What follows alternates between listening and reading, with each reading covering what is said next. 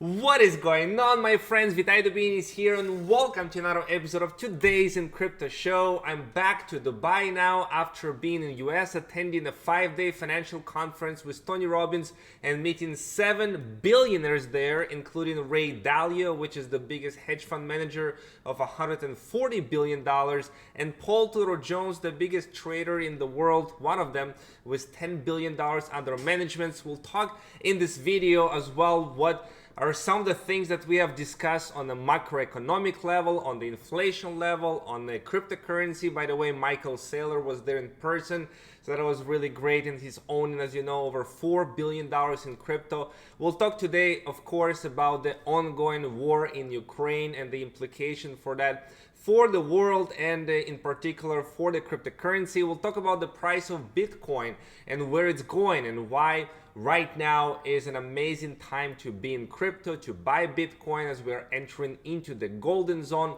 We'll discuss whether the crypto can help Russians to avoid the big sanctions that are imposed by the European Union and United States because of the war in Ukraine, and a lot of other things and some positive news as well. So let's get started, guys. What we are seeing right now is market is down. We are seeing an extreme fear right now in the last couple of days. We're in from just fear to extreme fear, and as a rule of thumb, you know, guys, very simple. Whenever we are in extreme fear, this is great buying zones and buying opportunities, not just for Bitcoin but crypto overall as well. So right now we are in extreme fear as Bitcoin falls into the golden zone. So let's start our discussion with a technical analysis. What we are seeing right now, as there are fears in the market. We are back below $40,000 for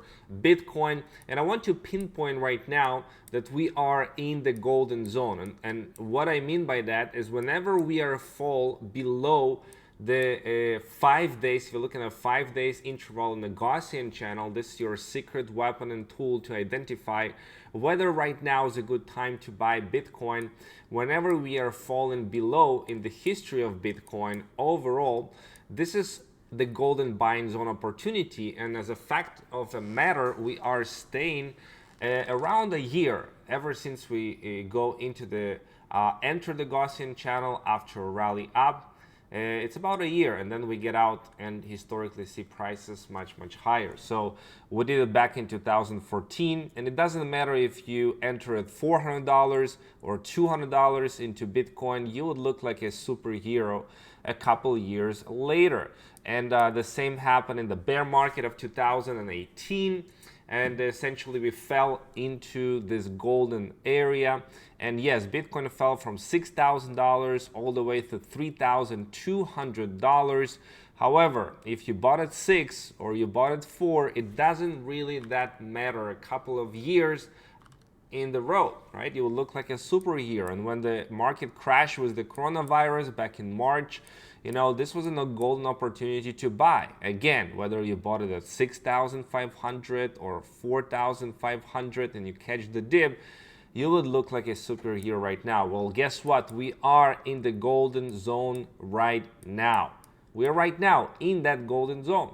And could we fall further because we are just on the bridge of this area? Yes, we could fall lower if this $30,000 level is not going to hold, that we may dip below 30,000 and then go all the way to the $20,000 area, which is will be significant, right? If you look at a day on a weekly 200-week moving average, it is roughly around this area of 21,000, which I see as a worst case scenario for Bitcoin. However, we are in the golden zone right now, and whether you buy it right now at 37,000 or 30,000, it will not really matter that much if you take into perspective not a day-to-day but over the next couple of years, at least the next 3 years. You look like a superhero in the next couple of years. So that's, keep that in mind. We have the next halving happening in 2024, and we are right now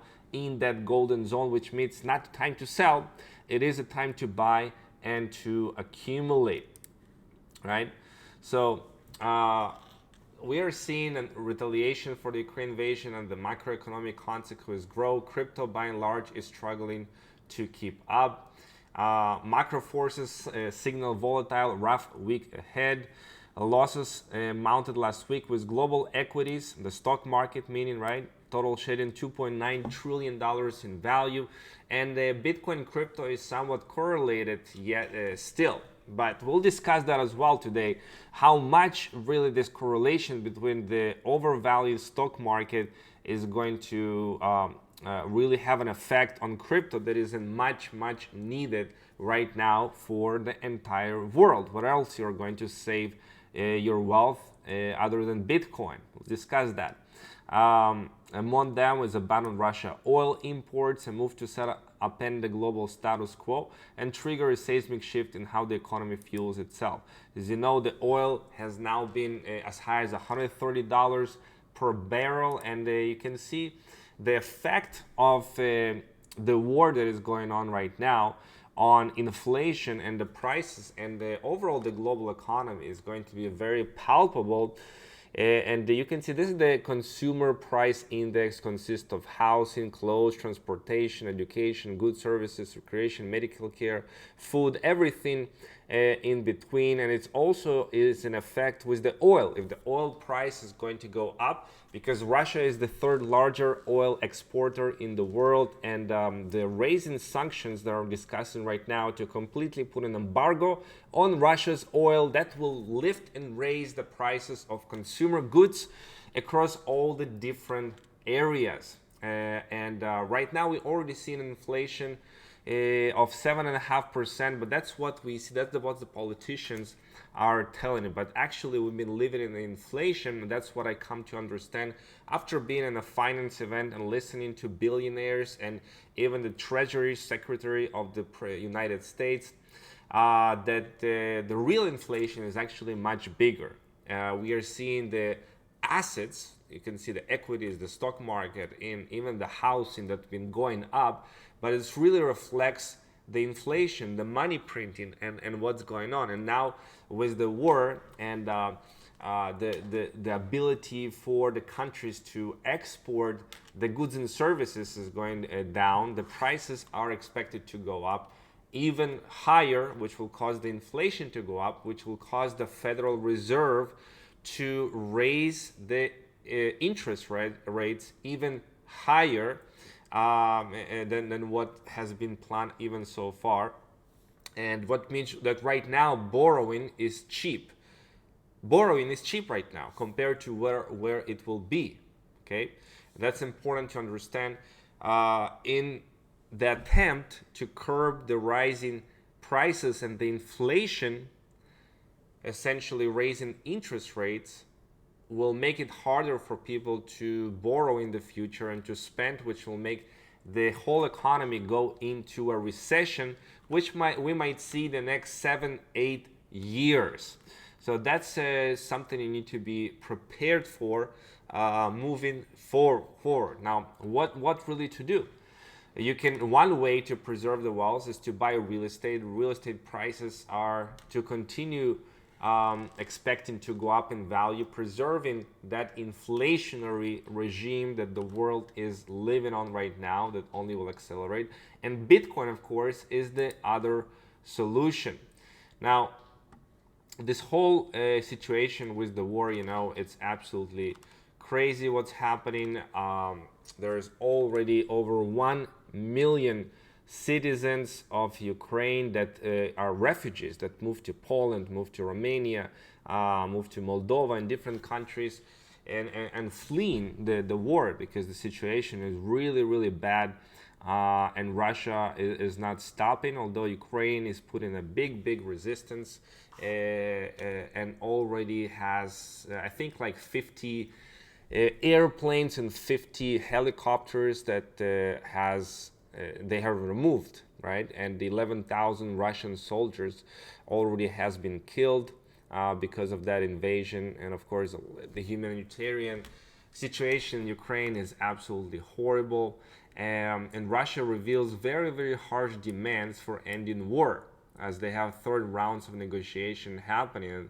And essentially what they want is Ukraine halting its military activity, changing its constitution to include neutrality so it cannot join the European Union or NATO, recognize Crimea as Russian territory, and recognize independence of the separatist regions of Donetsk and Lugansk, which I do not see any way that Ukraine is going to agree to those things as Russia continues to bombard Ukraine, right?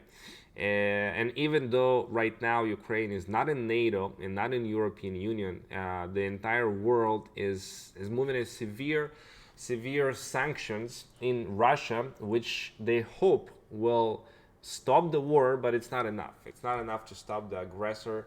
Those sanctions will be palpable more in the future as they are right now. But even right now, so many companies are essentially closing any business relationship with Russia. You do not see any brand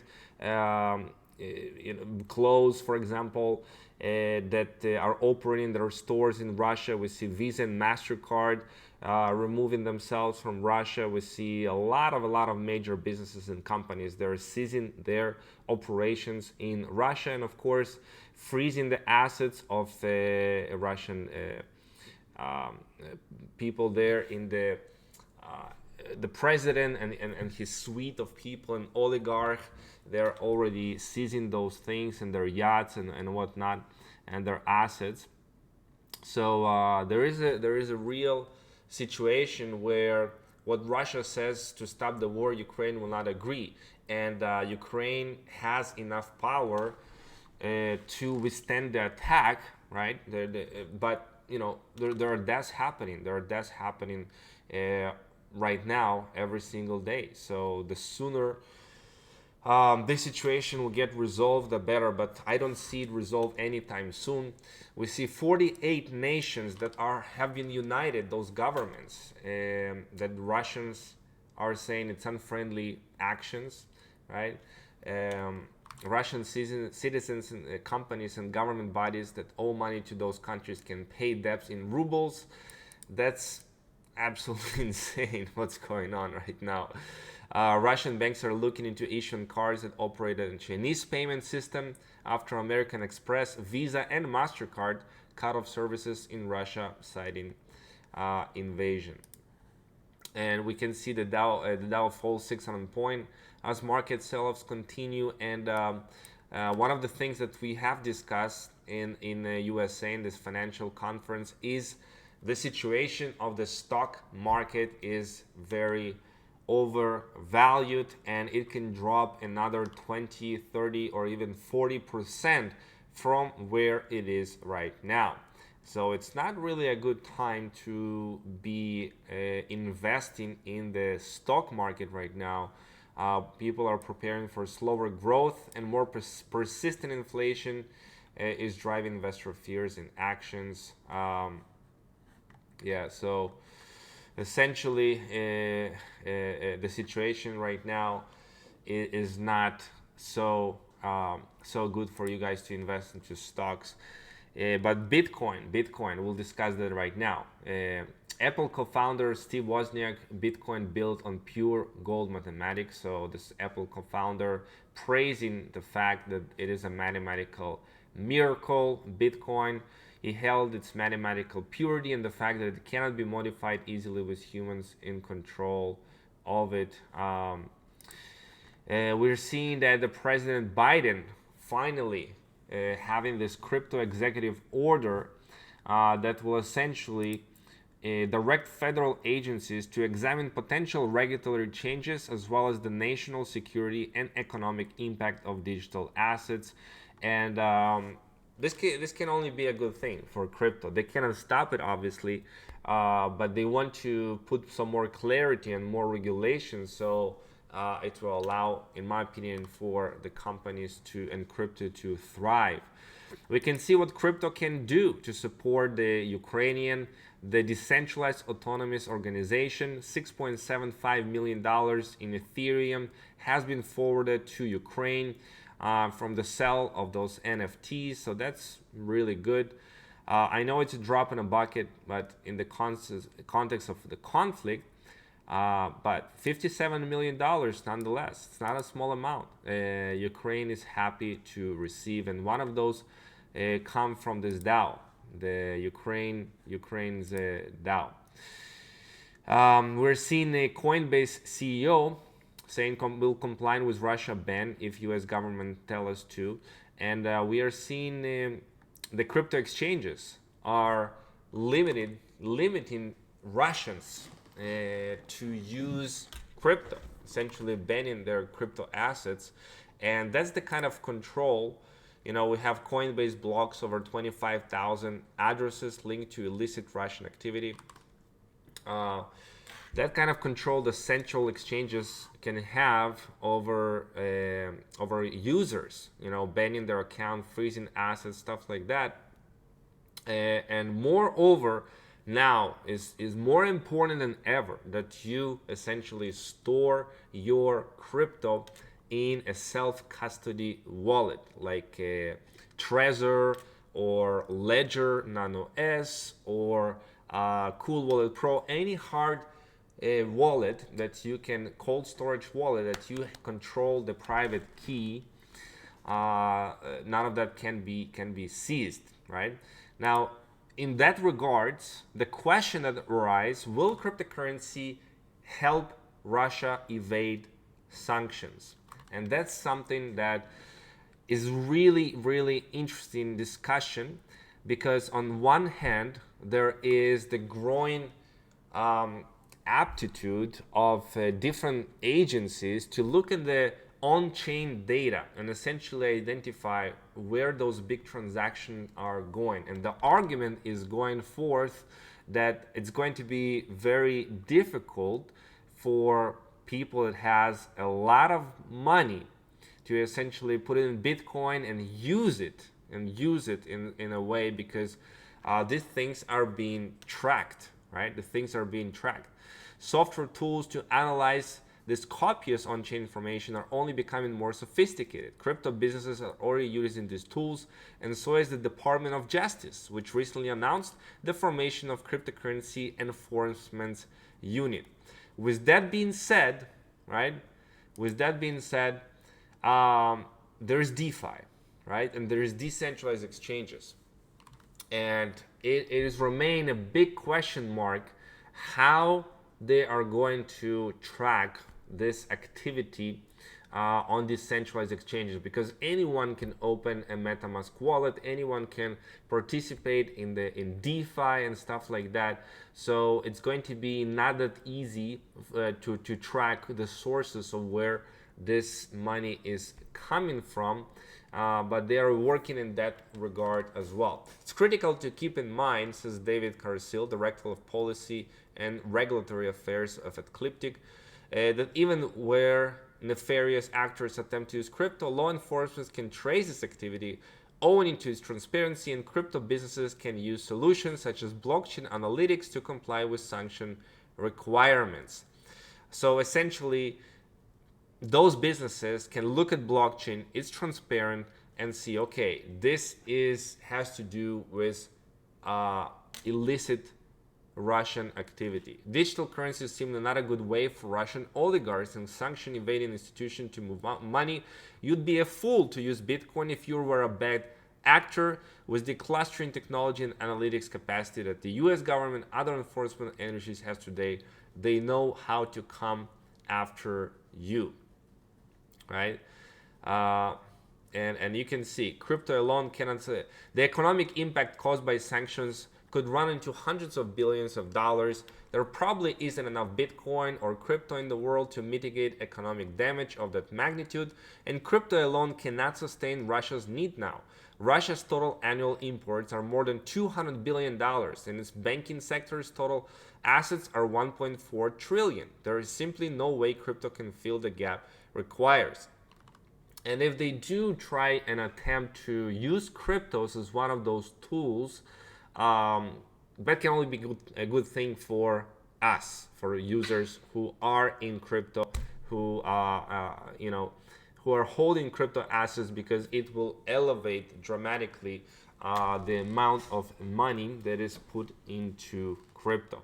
So once again, it is unclear to me at least how they're going to track this activity on decentralized exchanges. I understand that Coinbase, I understand central exchanges and agencies that deal with crypto that are regulated, they can remove sanctions on Russia.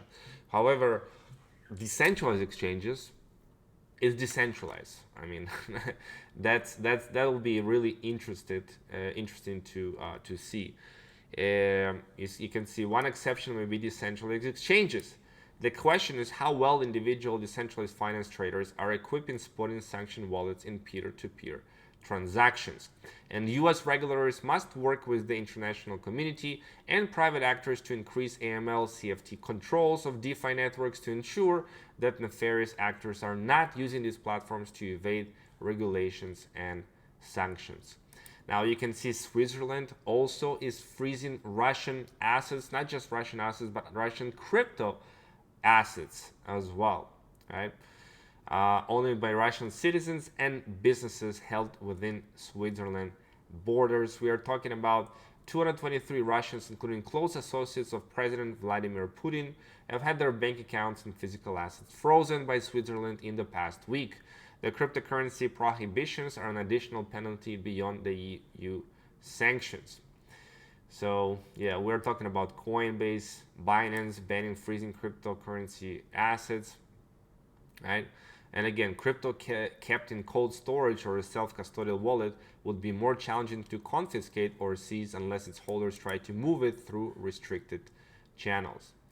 Now, I want to end this on a couple of positive things that you need to keep in mind. There are now 40 million addresses holding Bitcoin.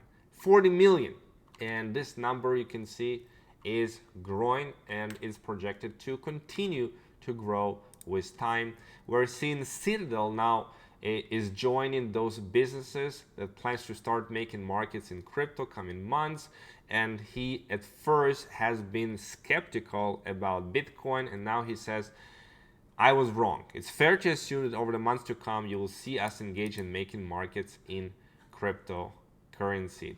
Now, what should you do? What is the opportunity here? Well, first of all, we are right now in the golden zone for Bitcoin. So right now is a very good time to go and grab some Bitcoin. Now, you don't have to buy all right now in these levels, just in case that we go down a little bit more in this area. You can scoop up aggressively more because all this area is in the golden zone, right? That's number one. Number two, because of what's going on in the world, we are seeing other DeFi projects are looking more and more attractive. For example, one of them is the Drip network, which the price of Drip has dropped to about $63 at the moment, which means right now is a very good timing to come in as the next waves of buys are right around the corner. If you take a look at your risk to reward ratio with this project is absolutely great, and you can see on DEX tools, for example, if you look at a Binance Smart Chain, we have had a retracement on the Drip network for over 50% over the highs, right? Which we can measure right here with a $42.5 million liquidity. We have seen essentially right here a retracement of about 58%, right? So if you take a look at the 12-hour chart, RSI, we are in a severely oversold territory right now, which means that it's a good buying zone. It's a good buying zone opportunity. So I'm not selling at these prices. I'm accumulating and I'm compounding. That's what I'm doing, because this number right here can easily be worth $500,000 in a couple of weeks or a couple of months, and even I would say $1 million by the end of 2022. So opportunities like this exist, and this is one of them to take advantage in the crypto space.